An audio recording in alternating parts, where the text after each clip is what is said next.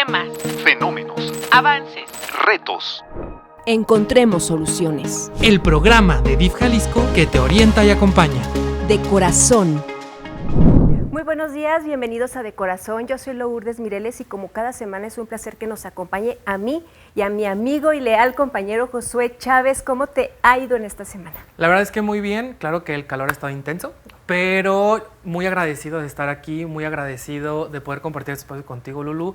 Y la verdad es que, como siempre les digo, esto es un privilegio poder acompañarnos a ustedes allá en casa y nosotros aquí en el estudio, platicando de estas problemáticas tan importantes para nuestras poblaciones más vulneradas. Sí, y fíjate, precisamente un sector muy vulnerado siempre van a ser las niñas, niños y adolescentes y por los cuales se centran todos los esfuerzos. Pero ¿te has imaginado, Josué, que el riesgo está latente de un daño irreversible a través de los dispositivos digitales? La verdad es que sí, porque si a nosotros como personas mayores de edad, como personas adultas, estamos vulnerables a que gente con muy malas intenciones nos hagan daño, imagínate para niños, niños y adolescentes que a veces utilizamos los medios digitales para distraerlos y no vigilamos en realidad lo que están viendo. Y sobre todo cuando no está supervisado por un adulto. El tener un dispositivo en la palma de la mano y a un clic de distancia, eso pone en riesgo a nuestras infancias. ¿Y qué te parece si vamos a este pequeño dato? Bueno, son varios datos que no les anticipo, pero realmente me preocuparon. Vamos con el latido informativo. UNICEF informa que más del 50% de las niñas, niños y adolescentes de 9 a 16 años ha visto contenido sexual o violento sin haberlo buscado. En países como México, Argentina y Colombia, 6 de cada 10 casos de abuso sexual infantil digital comienzan en redes sociales. En México, el 82% de niñas y niños de entre 7 y 11 años usan Internet y el 69% ya interactúa en alguna red social. La población de 6 años o más, usuaria de teléfono celular, pasó de 74.9 a 79.2%, lo que representó un incremento de 4 puntos porcentuales entre 2019 y 2022. La verdad no imagino, 8 de cada 10 niños usan Internet. Imagínate, Josué, en la edad de 7 a 11 años de edad. Cuando decimos, ¿en México? Ay, pues sí, hay muchas comunidades que ni siquiera tienen Internet, pero de alguna manera las estadísticas están. ¿Y cómo es posible que 8 de cada 10 niños entre ese rango de edad? Es alarmante.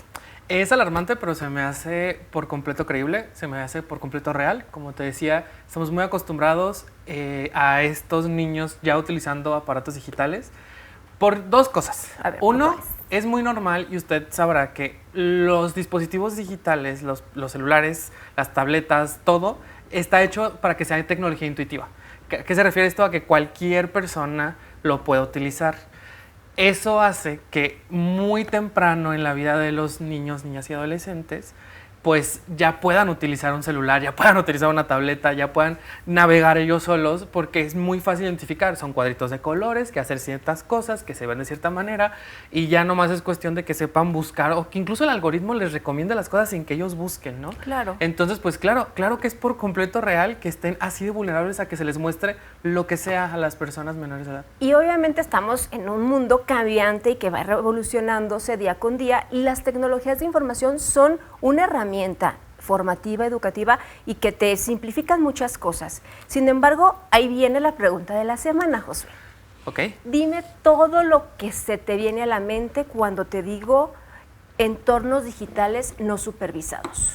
Pues para empezar, pienso en todas las aplicaciones y juegos para niños. Están estos juegos que son literalmente en línea, donde puedes tener comunicación entre jugadores y también plataformas de streaming donde la mayoría de los niños, o sea, bueno, de la audiencia son menores de edad. Literalmente todo el contenido hecho para niños creo que lo podría describir así, plataformas digitales no supervisados. ¿Por qué? Porque justo es entretenimiento para niñas, niños, rara vez adolescentes, la verdad es que sí es como para público muy chiquito, y son creadores de contenido que hacen cosas para mantener a estas infancias entretenidas y cautivas.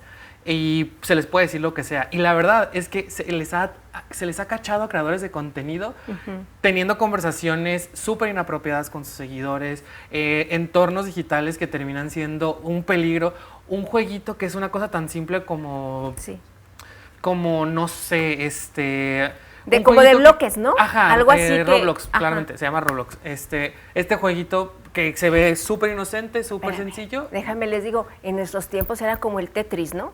No, es que es un juego literal. O sea, yo recuerdo desde yo la secundaria, pues un poquito desde antes ya existía otro tipo de juegos en los que tú creabas un avatar, entonces es muy personalizable y entonces en una edad en la que están buscando su identidad, entonces es un juego muy atractivo porque reafirman y se parecen y crean un avatar y pues es una cosa muy reafirmante y es una exploración de sí mismos muy importante. Pero el problema es que no tiene filtros de quién puede entrar. La comunicación, aunque sí está protegida, en realidad el poder reportar usuarios es una cosa complicada, entonces termina siendo un entorno hostil y que les puede poner mucho riesgo, pues porque los depredadores saben que la mayoría de sus usuarios van a ser niñas, niños y adolescentes. Pues ahí está, ahora sí te preparaste porque estás en tu mundo, ya hasta el reloj le tuve que dar otra vueltita, yo creo. Ahora sí, supe de lo que estábamos hablando. Oye, pero sí, mi tarea. ¿Qué te parece, Josué, si escuchamos precisamente lo que opinan nuestros adolescentes y algunos padres de familia en torno al uso de los dispositivos y el tiempo que pasan en Internet? ¿Te parece? Me parece. Escuchemos. Más o menos como de 4 horas y regularmente viendo las redes sociales como TikTok, Instagram o Facebook. Más o menos como unas 7, 6 horas. ¿Y qué haces por lo regular? Pues mayormente me la paso en las redes sociales. ¿Cuáles? TikTok, Instagram. Paso como aproximadamente 7 horas en el celular. ¿Qué haces? Y juego y veo redes sociales. Y de 3 a 4 horas estoy en el teléfono y juego juegos y veo las redes sociales. Sí, hay veces que me comentan de que nos veamos en tal lugar y cosas así, pero todos sabemos que no está bien eso. Una amiga sí se había quedado de ver con un desconocido, pues, y literalmente cuando llegué al lugar, pues se la llevaron y ya no supimos nada de ella. Me llegan solicitudes de los juegos, las acepto, me sacan plática y es cuando te empiezan a decir cosas de que no, pues hay que conocernos, pero pues obviamente se las rechazo. No las acepto porque puede que me manden mensaje y que me suban y me puedan como exhibir algo malo. Sí, a una prima le mandaron solicitud en un juego que se llama Free Fire y le empezaba a marcar el niño y mi tía se enteró, pero el señor, ya era señor pues, y entonces tuvieron que denunciarlo para que ya no la molestaran. Les aconsejaría que ya no estuvieran tanto, o sea, a lo mejor sí, pero tener precaución en todo eso, o sea, tener cuidado y no aceptar cualquier desconocido, o sea, porque no sabemos si sus intenciones son buenas o malas. Y sí, o sea, pasar más tiempo en la calle con los amigos y no estar tan apegados al celular. Que para empezar, si les dicen algo así, que le digan a sus papás o a alguien mayor para que ellos sepan qué hacer. No, pues que no acepte ninguna solicitud porque hasta te pueden secuestrar por varios tipos, te sacan pues de toda tu información y que no suelte ninguna información. Que no acepten solicitudes porque no sabemos lo que nos puede pasar y a qué riesgos nos atenemos. Qué interesante es que los adolescentes de hoy en día pues utilizan también esta herramienta para formarse. Sin embargo, como lo hemos dicho, está latente y los papás ni siquiera saben los términos ni a dónde se meten, y es por eso que tenemos a un invitado muy muy especial. Les quiero presentar a Eduardo Cruz Moguel. Bienvenido, ¿cómo estás? Muy bien, muchas gracias. Pues Eduardo, platícanos primeramente tú cómo te iniciaste en este mundo de estar ahí en la prevención de los adolescentes en estos entornos digitales. Bueno, yo soy papá de 5 hijos. Tengo hijos de todas las edades, desde la universidad hasta una chiquita en kinder. Tengo 15 años trabajando en el sector social, en Fundación Paz, donde trabajamos la prevención del abuso sexual infantil a través de programas educativos, atención. Y empezamos a vivir algo hace 10 años que fue que la violencia sexual se mudó a Internet. Y fue cuando salimos a buscar ayuda internacional porque era algo que ya no podíamos enfrentar nosotros solos, una realidad que se está viviendo a nivel mundial. Y yo creo que lo más importante aquí es, sí me gustaría corregirte algo que dijiste hace rato, que Para nosotros el Internet es una herramienta, pero para las nuevas generaciones no lo es. Para las nuevas generaciones es donde está su vida, donde están sus emociones, donde están sus sentimientos. Para nosotros es algo donde nos comunicamos. Somos una generación migrantes atrás. digitales, fuimos cambiando Claro. y llegamos y es por donde nos comunicamos. Las nuevas generaciones es donde está su vida. Si tú a un niño le quitas el celular, no se entera qué tarea tiene, no se entera de las fiestas, no lo van a invitar a los lugares, va a llegar a la escuela el día siguiente, no va a entender los chistes, no va a saber qué es lo que está pasando. Entonces es muy importante entender que ahí está su vida de ellos y sus emociones. Claro. Tú al momento de que tomas este cargo, pero esta vocación de ser presidente de una fundación, antes de esta decisión, ¿tú viste alguna realidad que te preocupó? Porque también eres campeón mundial o nacional. Corrígeme también, en tenis, un deporte, pues obviamente una actividad muy saludable, pero ¿pudiste combinar estas dos actividades? Fíjate que a mí me tocó crecer en una familia muy unida, muy bonita. Fui deportista desde niño. Me tocó vivir en Estados Unidos, me tocó vivir en Alemania. Soy de los afortunados o desafortunados que le tocó vivir el abuso sexual infantil. De niño me tocó vivir en Alemania en la casa de un pederasta. Cuando lo pude hablar de grande, ya después de los 30 años, fue cuando inició Fundación Paz. Y dijimos, tenemos que romper el silencio del abuso sexual infantil. Y años después de estar en la fundación y después de haber creado toda esa red de apoyo, nos empezaron a llegar casos de abuso sexual infantil en Internet. Y un caso muy cercano fue de un sobrino mío, donde él, estando en la escuela de 12 años, empezó a chatear con una niña en Minecraft. La niña le mandaba fotografías y le decía, tú eres el más guapo, el más inteligente, tal. De Minecraft mudaron a WhatsApp. La niña le empezó a mandar videos y fotografías desnuda. Mi sobrino se empezó a tomar fotografías y se las empezó a mandar. Y fue cuando esta persona le reveló su identidad. Soy un adulto, estoy en Puerto Vallarta, necesito que me empieces a mandar más fotografías o las voy a publicar. Afortunadamente, él habló. Nos acercamos a la Policía Cibernética, a la Secretaría de Seguridad y nos dimos cuenta que no había nada que hacer. Y te voy a interrumpir ahí, porque precisamente ahí vamos a ahondar en esto en el siguiente bloque, pero les voy a decir a las familias que nos ven en casa que no le cambien, de verdad, hágalo por su entorno familiar, por sus hijas y por sus hijos. Este tema es muy interesante. Vamos a una pequeña pausa que es muy breve. Regresamos.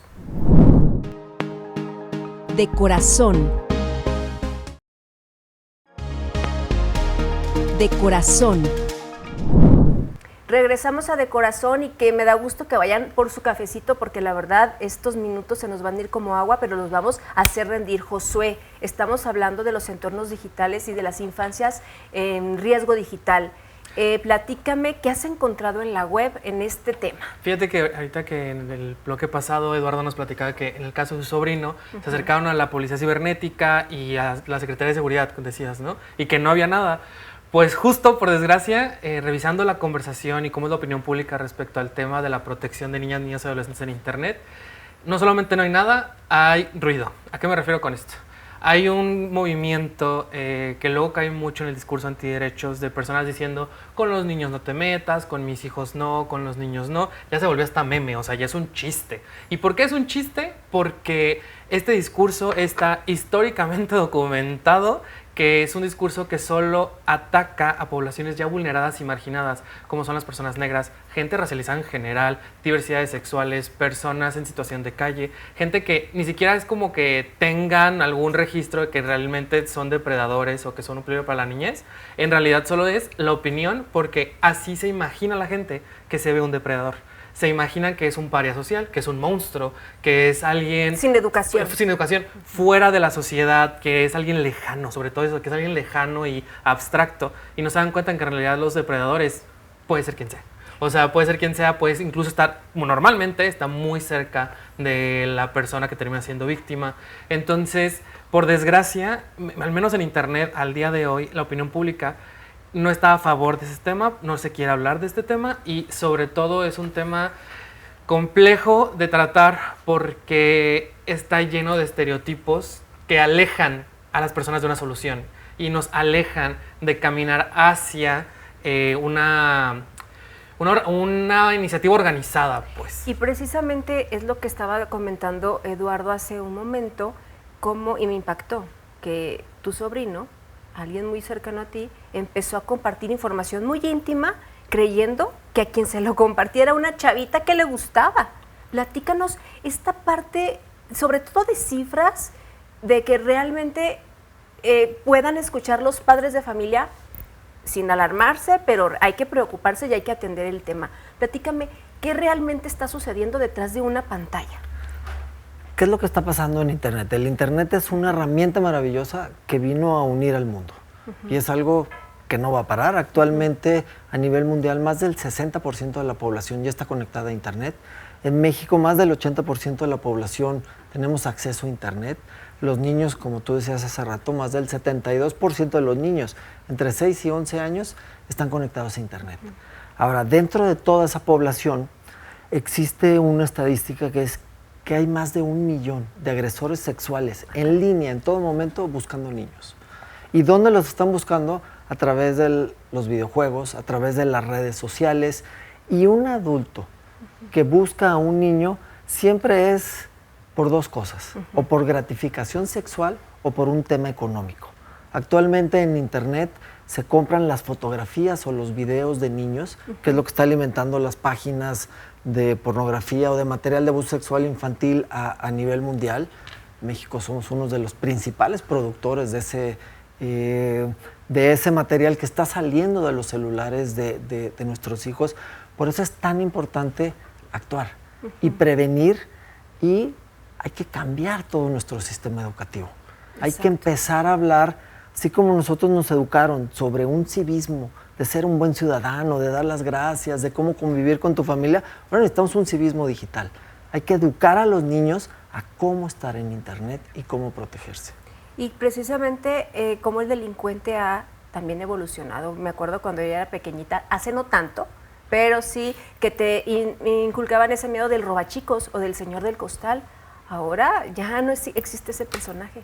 Es exactamente el mejor amigo de nuestras infancias, que es su dispositivo móvil, Josué. Justo. Ahorita con lo que mencionaban, a nosotros en nuestras redes sociales que nos suelen llegar denuncias o gente preocupada, sí hay personas ahora mandándonos denuncias, o no tal cual denuncias, porque muchas veces no hay algo tal cual que denunciar, sino que les preocupa cuando hay menores de edad que están recibiendo mucha atención en redes. No sé, una niña o un niño que por alguna razón en un video viral están teniendo mucha atención, nos han mandado de que, oye, esta niña se nota que la explotan, este niño se nota que está en un ambiente peligroso. Entonces, creo que sí estamos ya como sociedad avanzando a darnos cuenta y aceptar que vivimos en un mundo físico, pero también en un ambiente digital, y que las cosas que pasan acá también pasan allá. Y el problema está latente, sin embargo, estamos a tiempo. ¿Y qué creen? Pues Jalisco no se ha quedado atrás, y hace un tiempo se han estado impulsando acciones a base de estar tocando o picando piedra, como dicen, y convenciendo a todos los sectores. ¿Les late que vayamos a esta capsulita informativa y la comentamos al regreso? Sí. Acompáñenos en casita, escuche realmente lo que Jalisco está haciendo y que también lo involucra a usted que nos ve. Adelante. Hoy presentamos con orgullo la conformación de la Red de Protección de Niñas, Niños y Adolescentes en entornos digitales, así como las primeras acciones que desde el Ejecutivo Estatal pondremos en marcha como parte de la política pública denominada Pantalla Segura. Representa un marco jurídico pionero a nivel nacional. Reconoce como derecho el acceso seguro a Internet. Impone responsabilidades claras al Estado, a los centros educativos, y promueve la profesionalización de quienes participan en esta red de protección. Tiene que ver con una propuesta a la reforma al artículo 4 de nuestra Constitución para asegurar que esto no quede ni en buena intención ni en letra muerta. Posteriormente tendremos que hacer el ejercicio de las leyes secundarias. No es un ejercicio sencillo. Estaremos convocando, de acuerdo al plan de trabajo que ha generado mi compañera Adriana Medina, foros, consultas, porque este es un ejercicio que no pasa o no debe limitarse a ser un tema burocrático legislativo, digamos. La instalación de una mesa técnica permanente integrada por mi esposo Pablo y las principales dependencias del Estado: Educación, CIPINA, Innovación, Igualdad Sustantiva, Desarrollo Económico, Salud, Seguridad, Trabajo, Fiscalía y desde luego el Sistema DIF Jalisco, junto con sociedad civil y academia. El diseño de un protocolo de uso seguro de dispositivos móviles en escuelas y espacios públicos que estará a cargo de la Secretaría de Educación, en coordinación con Innovación, Salud y la Policía Cibernética. Este protocolo no busca restringir, sino orientar. Nos ayudará a prevenir daños en el desarrollo, la salud mental y la socialización de nuestras niñas, niños y adolescentes. Procedemos a reforzar las medidas que tienen que ver con la formación de padres de familia, con lo que tiene que ver con los maestros, y estamos atentos a estas disposiciones. En pocos días también presentamos nuestro esquema de formación del carácter, que va a ser el principal eje de educación en los próximos 6 años, regresar a las bases. Hoy que tenemos tanto en tecnología, inteligencia artificial y demás, como educadores no podemos olvidar que lo fundamental es formar a la persona en toda su integridad, en sus sentidos, en sus pasiones, en su inteligencia, en su voluntad. Y eso es lo que hemos hecho los educadores toda la vida. Hay que reforzar este esquema.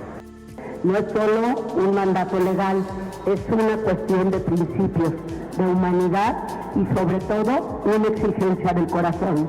Este esfuerzo no puede caminar solo desde las instituciones, requiere de un pacto social amplio, donde todas y todos nos involucremos, porque proteger a nuestra niñez y adolescencia no puede esperar más. No es una tarea futura, sino un compromiso del presente, uno que no se hace desde el miedo, sino desde el amor.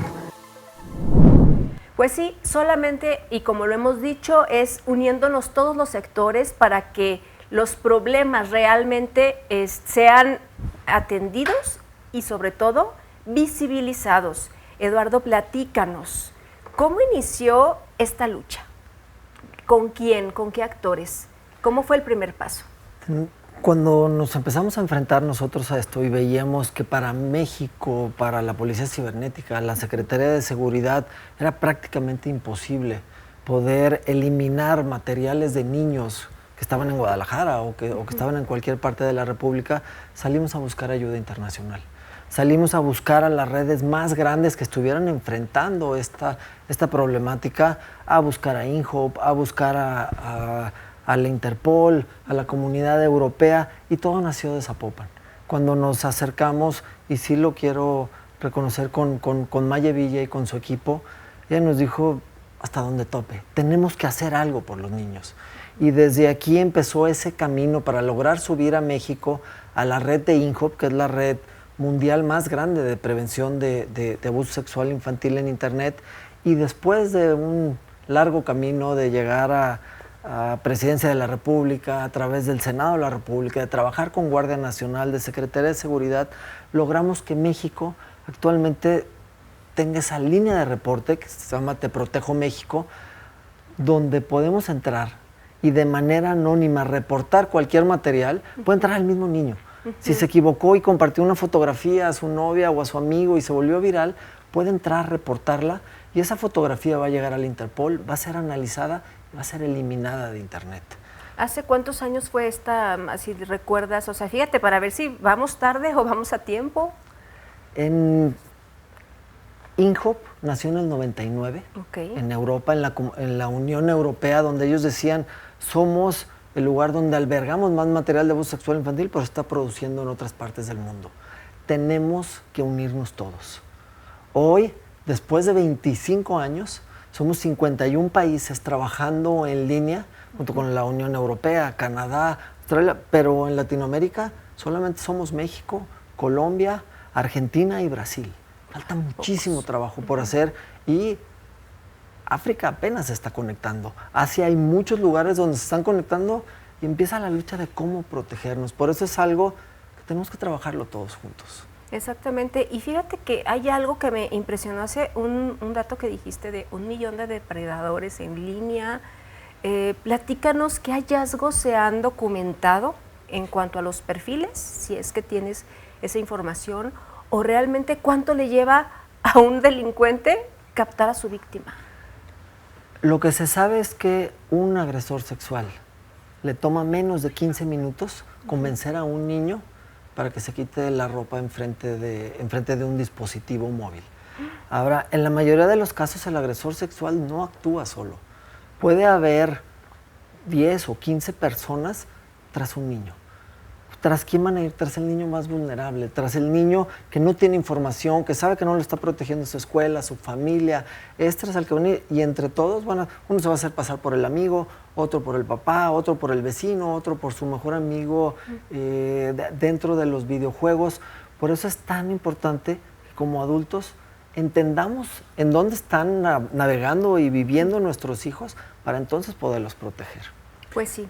Mira, justo yo quería hablar de esto y ahorita vamos a profundizar un poquito más en el siguiente bloque, porque ahorita nos toca irnos a una pausa, pero rapidísima, pero sí me gustaría que habláramos que ya tenemos la problemática planteada, ya sabemos que existe, es complicado hablar de ello, pero me gustaría que platicáramos de qué nos toca ahora a nosotros hacer para la prevención.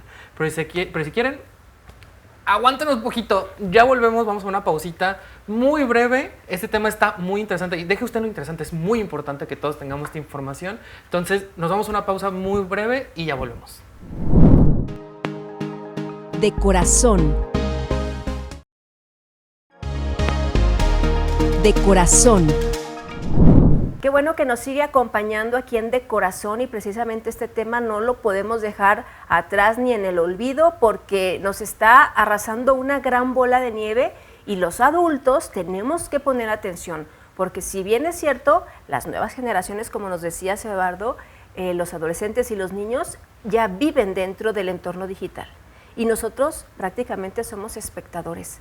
Platícanos este tipo de hallazgos que ustedes desde INHOP y Te Protejo México han logrado identificar, el modus operandi y sobre todo en México, ¿qué está pasando? Sí, lamentablemente, como dicen, los agresores sexuales y la gente mala sí está organizada. Nosotros de alguna manera no. Apenas estamos tratando de debatir leyes, qué hacemos, si sí es cierto, si sí existe, no existe. Y ellos están avanzando cada día más. Y cada vez los niños están más vulnerables dentro de Internet. ¿Qué es lo que se ha descubierto? Tenemos que trabajar todos los países unidos, tenemos que trabajar las compañías de tecnología, los gobiernos, el sector educativo y lo más importante, todos los papás, porque un niño que se conecta a un dispositivo ya está en todo el mundo. Ya no hay forma de que yo soy su papá y aquí lo tengo al lado y lo voy a proteger. Y es muy importante, necesitamos mejores leyes, necesitamos tecnología y necesitamos conocimiento. Y esa parte del conocimiento es también entender quiénes son los niños más vulnerables y quiénes son los que lo están viendo, porque tú puedes decir, sí, el material de abuso sexual infantil lo están consumiendo en Europa y en Estados Unidos y en Canadá, sí, pero lo estamos produciendo en México. Ah, caray, ¿somos de los primeros o cómo? Somos de los principales países en el mundo productor de material de abuso sexual infantil y hay muchas poblaciones en México y en Jalisco donde se está produciendo el material y se está produciendo en las escuelas y se está produciendo en diferentes lugares con sectores muy vulnerables. O sea, que prácticamente puede ser, a ver si ya caché con lo que nos habías comentado anteriormente, que un joven o un niño o niña ni siquiera sabe que ese material audiovisual o fotográfico está en la web y está dándole de millones de pesos y dólares al delincuente que lo captó con engaños. Sí, es un niño que es manipulado para que suba su contenido, que a lo mejor se lo mandó a su novia, o la novia se lo mandó y después terminaron, se enojó, pues ahora se lo comparto a todo el mundo, y de repente ese material está por todos lados, por todo el mundo, se empieza a comercializar. Es un tema para otro día, pero ahí viene la inteligencia artificial. Ya es muy fácil manipular las fotografías de cualquier persona. Por eso es tan importante empezar a legislar, porque luego se nos viene la inteligencia artificial, pero ese material, para poder proteger a un niño y poderlo eliminar, tenemos que trabajar todos juntos. Sí. Bien dicen que una vez que está en Internet ya es inmortal. O sea, lo que sea que subas en Internet ya jamás lo vas a poder borrar, no importa lo que sea, y la idea que tenemos de que en realidad es efímero, en realidad no. Y sobre todo ahorita que mencionabas que pues claro que aquí hay muchas comunidades vulnerables y que estas personas se aprovechan para producir el material acá, sí es importante que sepamos, esto es en casi todos los problemas sociales que tenemos, pero tenemos que saber que las víctimas tienen diferentes perfiles. Existe una cosa llamada interseccionalidad, que esto se refiere a que no solamente son víctimas de una cosa, hay muchas otras cosas que esa sola persona puede estar atravesando que les hace vulnerables. Tenemos el peligroso estigma de que ciertas características de los niños los hace menos víctima, ¿no? Pasa mucho en comunidades de pueblos originarios, por ejemplo, que se cree que es que ellos ya están un poco más despiertos, es que ellos tienen muchos hijos y los tienen muy jóvenes, entonces es normal que una niña de 11, 12 años ya tenga un tipo de interacción que no debería estar teniendo y ya se cree que hay niños menos víctimas. Entonces, también como sociedad los estamos desamparando. Y a mí sí me gustaría, Eduardo, que nos platiques, porque yo sé que ese tema, allá en casita, yo sé que este tema es muy complicado de hablar, yo sé que este tema abruma mucho y que uno luego tiene miedo de caer en el morbo o en hablar de cosas muy lúgubres, pero creo que nos toca a todos entrarle y quisiera que nos dijeras, nosotros como ciudadanos, yo sé que a lo mejor no todos somos padres de familia, pero nosotros como ciudadanos, ¿qué nos toca? O sea, ¿de dónde tenemos que partir cada uno de nosotros? Yo creo que el paso número 1 es reconocer que existe esto. Y que es una problemática a nivel mundial y que lo que menos nos ayuda es guardar silencio y no hacer nada. Claro. Tenemos que actuar. Es como cuando pasamos del caballo al automóvil. Fue un cambio brutal como humanidad, pero ahorita para que tú puedas manejar, tienes que tener 16 años, tienes que pasar un curso de manejo, tienes que tener una licencia de conducir y si cometes una infracción, inmediatamente va a llegar una penalidad. Lo mismo pasó. Ahora nuestros hijos están en internet y es un cambio como del caballo al coche, pero le dijimos, aquí está tu celular. Sin licencia de conducir, sin curso de manejo, sin reglas de tránsito, sin vialidades, simplemente aquí está, enfréntate al mundo. Entonces tenemos niños, es como si le dijéramos ahorita a un niño de 2 meses, aquí está tu coche, súbete y ve hacia donde tú quieras. Por eso es tan importante reconocerlo, empezar a poner reglas, empezar a poner normas y entender como ciudadanos o como papás que es un mundo que le tenemos que entrar. Claro. No es, si yo quiero proteger a mi hijo, tengo que entrar a las redes sociales, tengo que saber dónde está. Es cuando llegan nuestros hijos de la escuela o nuestros sobrinos, es ¿cómo te fue en la escuela? ¿Con quién jugaste? ¿Quién es tu amigo? ¿Qué desayunaste? Lo mismo es en internet. ¿Con quién jugaste en internet? ¿Cómo fue el videojuego? ¿Cómo te fue? ¿Quién habló contigo? ¿Quién? Es ganarnos la confianza para que si el niño vive algo en internet, que sale de la normalidad, no lo pueda compartir y nos pueda decir. Perdón que te interrumpa, sobre todo, efectivamente, a veces los papás y las mamás, porque digo, no quiero generalizar, pero lo hemos visto en muchos entornos, que está el niño inquieto, ahí te va la tablet, y mientras yo sigo haciendo mis cosas o platicando con mis amigos y así. El soltarle, como tú dices, el dispositivo sin licencia, te hace responsable a ti como adulto. Y la otra mancuerna sería la comunicación entre padres e hijos para que entonces el niño tenga la confianza de decirte, papá, mamá, tía, oye, fíjate que vi a esta persona, pero me pidió esto. O sea, para que exista esa comunicación y esa confianza, debemos trabajar desde la crianza positiva, desde advertirle a las infancias de los riesgos a los que se pueden exponer. Y no decirle, es que eso pasa en otros países, no, está aquí, está en todos los rincones del mundo. Entonces, ¿qué pasa? Que efectivamente, mamá, papá que nos está escuchando, si no le halla al internet, no se quede de brazos cruzados, es que yo no sé, es que yo no lo entiendo. Pues entonces, haga actividades junto con sus hijos y que el mismo hijo le enseñe lo que está él aprendiendo. Justo. Y también hay que ser muy conscientes que la falta de conocimiento no quita responsabilidad. O sea, acá estamos en una problemática en la que nadie le quiere entrar, pero todo el mundo se alarma y todo el mundo se preocupa, pero a la vez se congelan. O sea, la verdad es que sí tiene que haber un control, lo que tú decías de que una licencia, no un control de que el niño no tiene que ver nada y que no le tenemos que permitir explorar. No, tampoco se trata de prohibirle ser personas. O sea, tenemos que pensar en que el niño, la niña, el adolescente es un ser humano completo.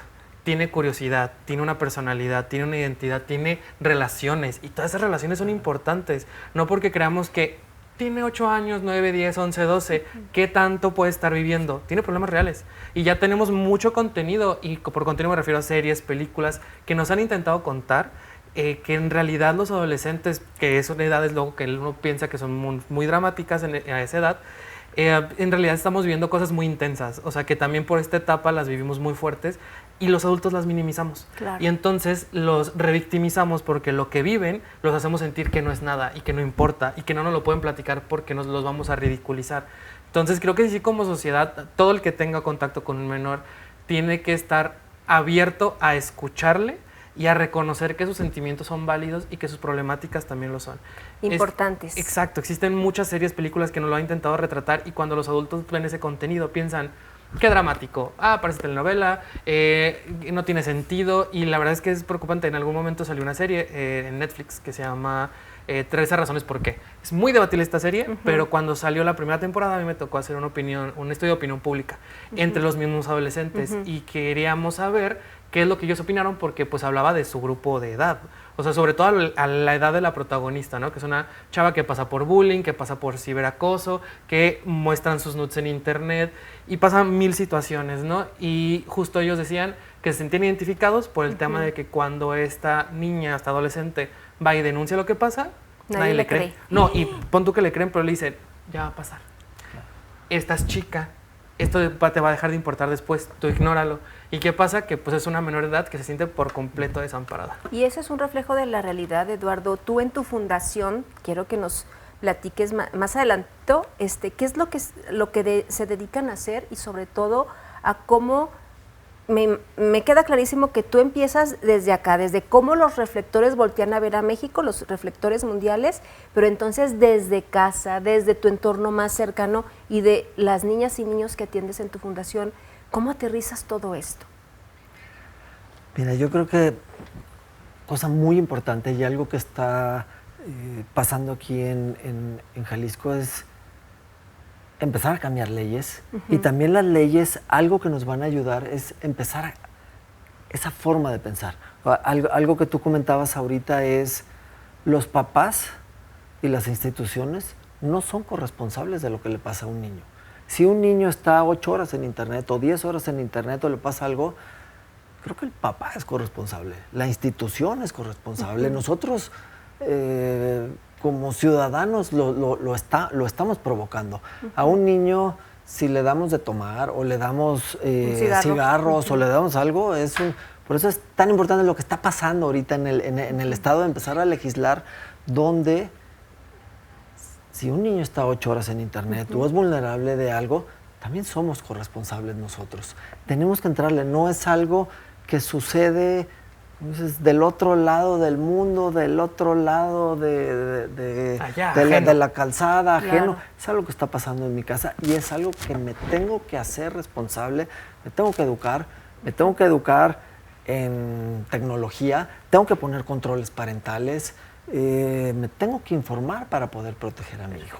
Y precisamente en el último bloque quiero que nos digas cómo hacerle cuando ya detectamos un contenido riesgoso que esté exponiendo o exhibiendo a una persona menor de edad, y qué tenemos que hacer, así como un acordeoncito de paso 1, 2 y 3, para que usted en casita vaya a por una libretita o que se meta también a su dispositivo, porque le vamos a decir cómo reportar este contenido.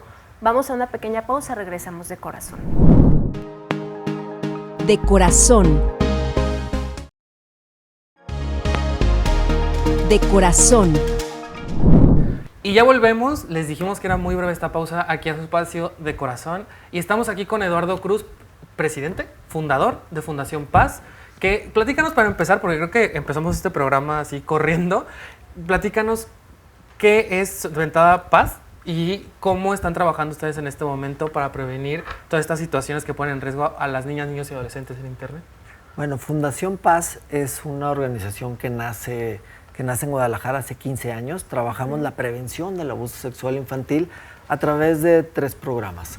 A través, desde toda la parte de prevención y de educación, tenemos programas educativos para niños desde primero de kinder hasta tercero de secundaria, para papás, para maestros. Hay una plataforma educativa gratuita que pueden entrar a la página de la Fundación, donde se ha utilizado por más de 20 millones de personas en México y en Latinoamérica. Tenemos un área de atención y un área de reporte. Y dentro del área de reporte de la Fundación existe la página Te Protejo México, que Te Protejo México, tú puedes entrar si para un chavo o para un niño, si compartió una fotografía o le llegó una fotografía de material de abuso sexual infantil, puede entrar a la página de Te Protejo México y hay 3 lugares donde puedes reportar material, puedes reportar un caso de explotación o de trata o otras situaciones que quieras. El reporte es anónimo, la fotografía es simplemente copiar la URL, la dirección, copiarla ahí y reportarla. Si dejas más datos es mejor. ¿Y qué es lo que va a pasar? Esa fotografía o ese video va a llegar a un analista donde lo va a ver por una sola vez. Si es delito dentro de nuestro país, se va a copiar y se va a poner en la base de datos de INJUB, que llega al Interpol, donde 51 países trabajan en línea. Si está albergado en Google o en Amazon, inmediatamente se les va a notificar a ellos para que eliminen ese material. Al día de hoy es posible eliminar los materiales, pero solamente si lo reportamos a través de Te Protejo México. Y es prácticamente, bueno, puede ser un sitio web, en algún momento la URL que decías tú, o un video o una fotografía o fotografía o cualquier cosa de explotación sexual o algo que conozcamos. Lo más importante, yo creo, es ahorita como ciudadanos es tener la cultura de reportar, de denunciar, de no quedarnos callados. Claro. No pasa nada. Es algo que nos puede pasar a cualquiera. Sí. Es que me da vergüenza que en internet me agarraron y me robaron mis datos y mi tarjeta de crédito y ya es... Hay que reportar, no, y hay la que verdad, denunciar. Tu plataforma, o sea, aquí ya la estoy viendo, aquí se las mostramos en pantallas un segundo, pero la verdad es que está muy amigable, está súper sencilla de manejar, es muy explícita, así que les pedimos, porfa, que se animen a reportar. Justo ahorita que platicabas de la inteligencia artificial y de cómo esto puede ser un nuevo terreno que pone en peligro a los menores de edad, justo ya hubo casos de chavos que crearon material de contenido sexual de sus compañeras a través de inteligencias artificiales. Y gracias a que estas chavas hablaron y las adolescentes se pronunciaron y reportaron, se pudo atender este caso. Y esto, ningún problema, de hecho, se puede atender si la gente no se queja y no habla al respecto. Que no tengan vergüenza, que no haya prejuicios. Si eres víctima de que tus derechos se vieron vulnerados, si tu integridad, si te exhibieron, tú estás en todo tu derecho, niña, niño, adolescente, joven que nos está viendo. Ustedes tienen que protegerse a sí mismo y también promover la cultura del respeto entre pares. Entonces, si tú ves que alguien empezó a compartir sin el consentimiento un material de otra persona, tú tienes que ser ese agente de cambio. Claro. Y si quizá no te animas a señalarlo, pues te animas a decirle a la persona que fue víctima de esta actitud y que pues de alguna es una conducta que puede ser hasta delictiva en cierto grado, ¿no? Claro, y también entender que vergüenza no debe tener la persona que es víctima, vergüenza debe tener el victimario. Exacto. Y creo que es algo que tenemos que empezar a platicar y empezar a normalizar, que tú no sientas vergüenza si alguna vez cometiste algo que a lo mejor pudo ser un error, algo impulsivo, no importa, tú no cometiste un delito, tú no cometiste un abuso, debería tener vergüenza la persona que está cometiendo un abuso en tu contra. Y ya, listo, proteger, acuerpar a las víctimas, acompañarles y hacerles siempre sentir que están en un lugar seguro. Platícanos, ya para finalizar este bloque y este programa, que la verdad es muy interesante, Eduardo, a los papás, a las mamás, a los maestros, ¿cuál sería el mensaje? Porque si bien es cierto, las autoridades ya están haciendo su chamba, a nosotros, que somos los principales protagonistas de estas historias, ¿qué les tienes que decir? Lo principal como papás o como instituciones es, paso 1, saber identificar si nuestros hijos están viviendo un riesgo. Y hay síntomas.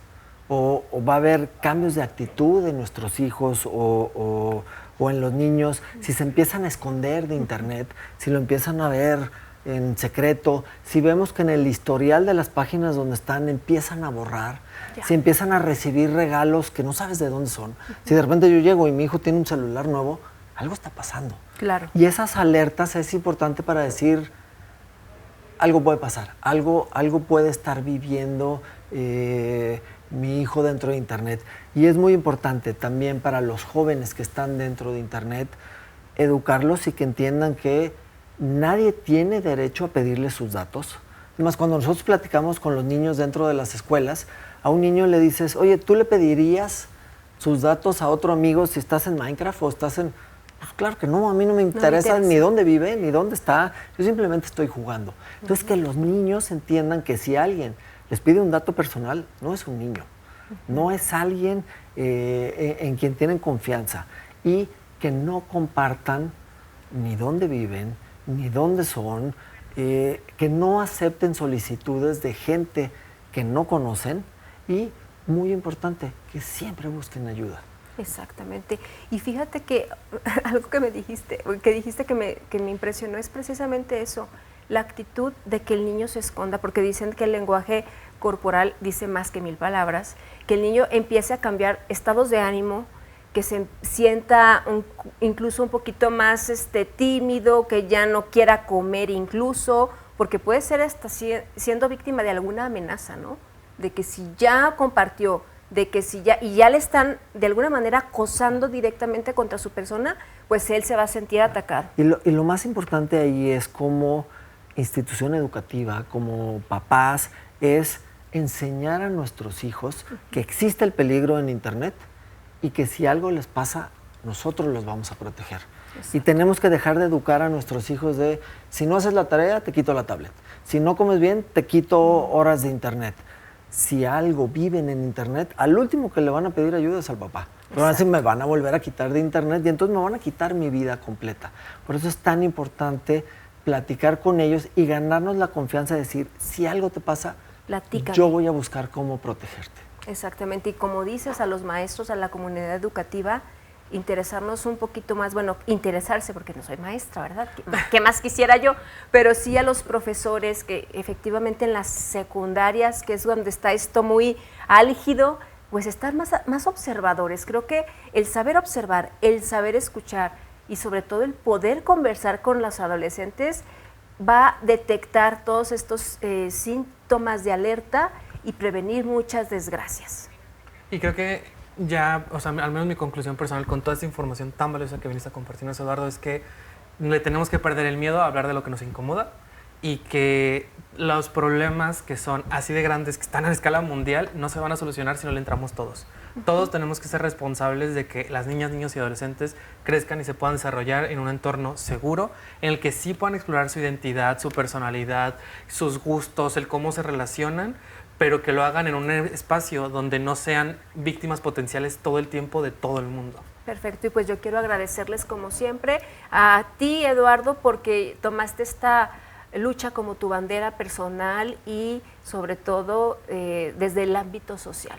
Y también reconocer que esto no ha sido fácil y que tú estás poniendo todo el corazón para que esto ya sea una realidad bien legislada en Jalisco y como siempre seamos el referente de nuestro país. Muchísimas gracias por todo. Muchísimas gracias. Y usted ahí en casita, como ya sabe, vamos a llevarlos a otro rincón de nuestro bello estado.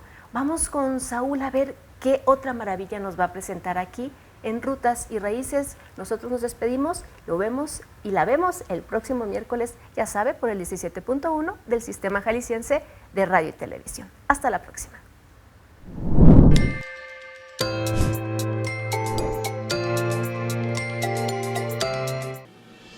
Antes de que el asfalto cubriera los ríos, antes de que el tiempo tejiera sus cicatrices sobre las fachadas, Mexicalcingo ya figuraba como uno de los primeros asentamientos de Guadalajara.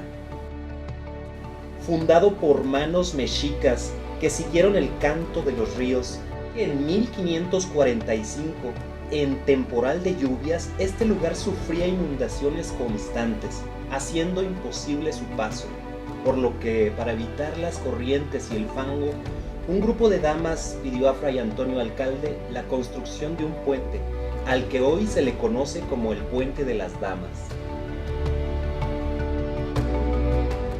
En 2016, una obra de drenaje reveló la verdad. Un puente enterrado por el tiempo, con 12 metros de ancho, 50 de largo. La leyenda era real.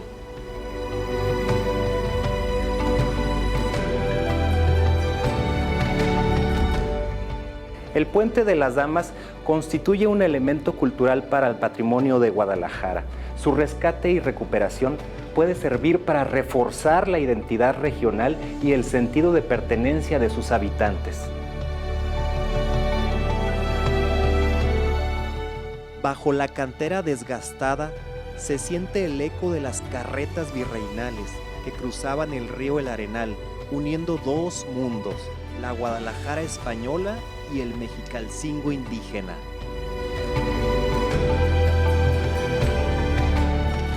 Hoy, sus colores desgastados, ocre, azul, café y quizá algo de rosa antiguo, se han convertido en mapas urbanos donde se guardan las memorias de los que ya se fueron.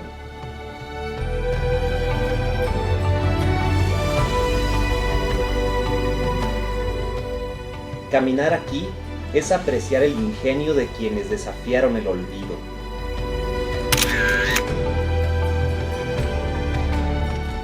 Los restos de este antiguo paso sobreviven como un pequeño museo con una gran historia.